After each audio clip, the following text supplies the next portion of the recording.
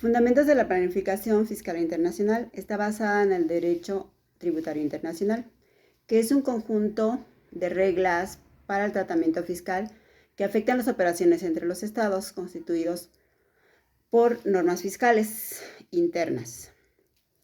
Las técnicas de planificación fiscal, donde se encuentran las legislaciones internas y la jurisdicción de residencia, que es el derecho a gravar los ingresos mundiales de las personas residentes en dicha jurisdicción. Un sistema tributario se define cuando una persona es residente en su territorio a efectos fiscales y a sus ingresos que se obtienen en su territorio. Para esto tenemos que definir algunos conceptos, como son las diferencias entre los sistemas territoriales y mundiales. El sistema mundial obliga a sus residentes a pagar impuestos derivados de sus fuentes dentro y fuera de su territorio. Y a los no residentes solo los obliga a pagar impuestos que se obtienen dentro de su territorio. En el sistema territorial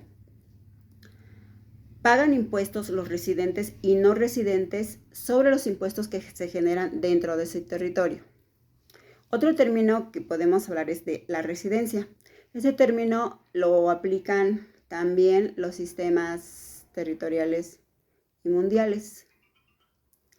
Pero en cuanto a las empresas, aplican dos criterios, los formales y el táctico. Los formales toman en cuenta la constitución de la empresa, su sede legal, su inscripción y su registro mercantil. En el criterio táctico se toma en cuenta la dirección efectiva, la sede administrativa y la ubicación de la empresa. El siguiente concepto sería la fuente de ingreso. Para la fuente de ingreso también se toma en cuenta los sistemas territoriales y mundiales, que son los que se encargan de definir cuándo un elemento de ingreso se obtiene dentro de su jurisdicción. Para los ingresos por intereses se toma en cuenta el lugar donde se encuentra el capital, el lugar donde se invierte y el lugar donde reside el pagador. El siguiente concepto es la doble imposición internacional. En estos hay dos temas: la jurídica, que es cuando la misma renta es gravada en manos de la misma persona por más de un estado, y la económica, que es cuando dos contribuyentes diferentes tributan por la misma renta. Ahora vamos a hablar de los métodos de desgravación fiscal. Existen, está el crédito fiscal, que es cuando el estado de residencia permite al contribuyente acreditar el impuesto pagado sobre la renta extranjera contra el impuesto interno adeudado sobre la renta mundial.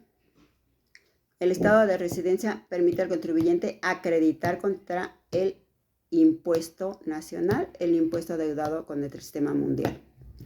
El siguiente método es el método de la exención fiscal.